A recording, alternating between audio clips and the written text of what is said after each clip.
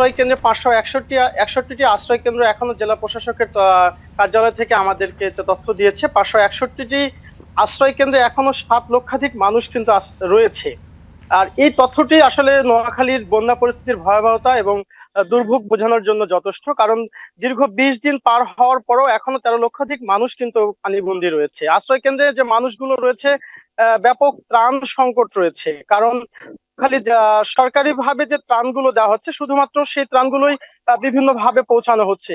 আর যে প্রবাসী বা দেশের বিভিন্ন অঞ্চল থেকে যে ত্রাণগুলো বন্যার শুরুতে আসতে শুরু করেছিল, সেটি কিন্তু একেবারেই নেই এখন। কিছু প্রবাসী আছেন এবং স্থানীয় জনগণ তাদের সাধ্যমতো চেষ্টা চালিয়ে যাচ্ছে এখনো ত্রাণ কার্যক্রমটা অব্যাহত রাখার জন্য। আর আমি যে জায়গাটিতে দাঁড়িয়ে আছি সেটি একটি আঞ্চলিক সড়ক, যেটি ব্যাপক ব্যবহৃত একটি সড়ক। সেই সড়কটির অবস্থা দেখলেই কিন্তু খুব সহজে অনুমান করা যায় যে আঞ্চলিক সড়কগুলোর অবস্থা কি।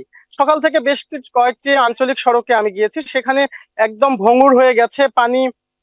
পানির স্রোতে কিন্তু রাস্তার নিচে মাটি সরে গেছে এবং কিছু কিছু রাস্তা কিন্তু এখনো পানি রয়েছে। কাজে স্বাভাবিক চলাচলের জন্য যে রাস্তার শুকনো থাকার দরকার সেটি নেই, ভেঙে গেছে।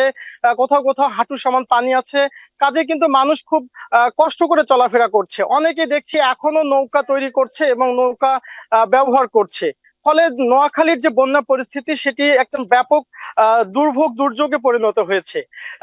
কিছু জনগণ আমাদেরকে অভিযোগ করেছেন যে ফেনীতে যে বন্যা পরিস্থিতি শুরু হয়েছিল সেখানকার পানি কিন্তু খুব দ্রুত নেমে গেছে, কিন্তু নোয়াখালীর পানি একেবারেই নামছে না। বিশেষ করে খাল দখল এবং দূষণের কারণে কিন্তু এই নোয়াখালীর পানি এখন জলাবদ্ধতা সৃষ্টি হয়েছে। যে জলাবদ্ধতা সৃষ্টি হয়েছে সেখানে প্রতিদিন পানি কমছে মাত্র কয়েক ইঞ্চি করে, যার ফলে স্বাভাবিক জীবনযাপনে ফেরা দুরূহ হয়ে দাঁড়িয়েছে। এর পাশাপাশি যারা আমন এবং আউশের ক্ষেত করে থাকেন তাদের কিন্তু বীজতলা করা সম্ভব হচ্ছে না।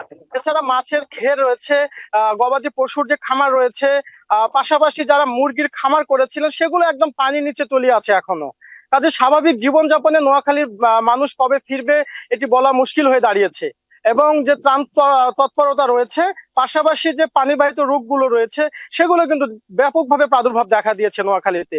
আর দীর্ঘ 20 দিন পার হওয়ার পর এই পরিস্থিতির কারণে নোয়াখালী বন্যা পরিস্থিতি কিন্তু এখনো মানুষের মনে যথেষ্ট উদ্বেগ রয়েছে, উৎকণ্ঠা রয়েছে।